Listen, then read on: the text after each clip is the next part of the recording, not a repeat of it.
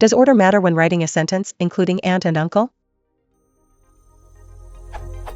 While I was translating the sentence, mi tía y mi tía estaban caminando en esa calle cuando vieron tu coche, on DuoLingo, I got dinged for translating the sentence to my aunt and uncle were walking on that street when they saw your car. The correct translation on the site appears to be my uncle and my aunt were walking on that street when they saw your car. I can't put my finger on it, but something just feels wrong about this sentence.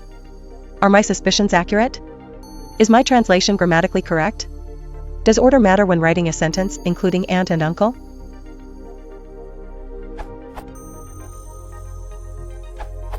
The DuoLingo translation is grammatically correct and faithful to the literal meaning of the Spanish text, but it doesn't use the most usual collocation in English to describe the relatives. Rather than my uncle and my aunt, it would be better to say my uncle and aunt, or, most idiomatic of all, my aunt and uncle, even though the last version reverses the order of the relatives in the source text.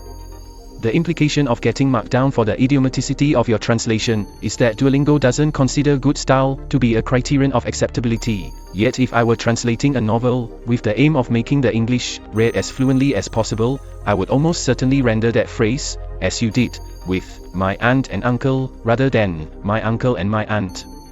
In my view, DuoLingo has fallen short here.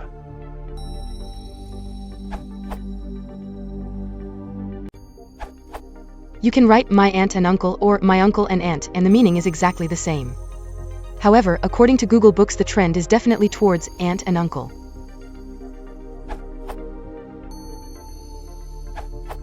I don't think there's any rule, but the normal pattern tends to be that when we have a common pair of words, the word with fewer syllables goes first.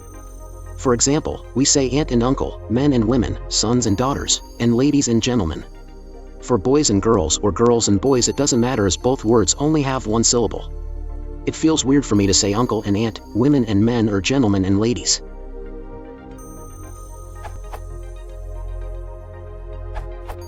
My aunt and uncle is more common in English.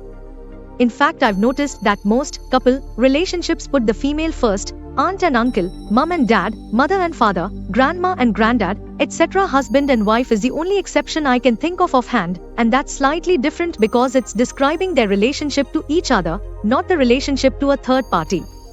Personally, I think the reason that they dinged you was that the order in the Spanish sentence you gave is uncle and aunt, and they either made a deliberate choice to put it this way, so they knew you weren't getting tío and tía mixed up, or the person who translated it didn't consider reversing the order, because, after all, uncle and aunt doesn't sound wrong. It's only when you compare it to aunt and uncle that you realize the latter sounds more natural.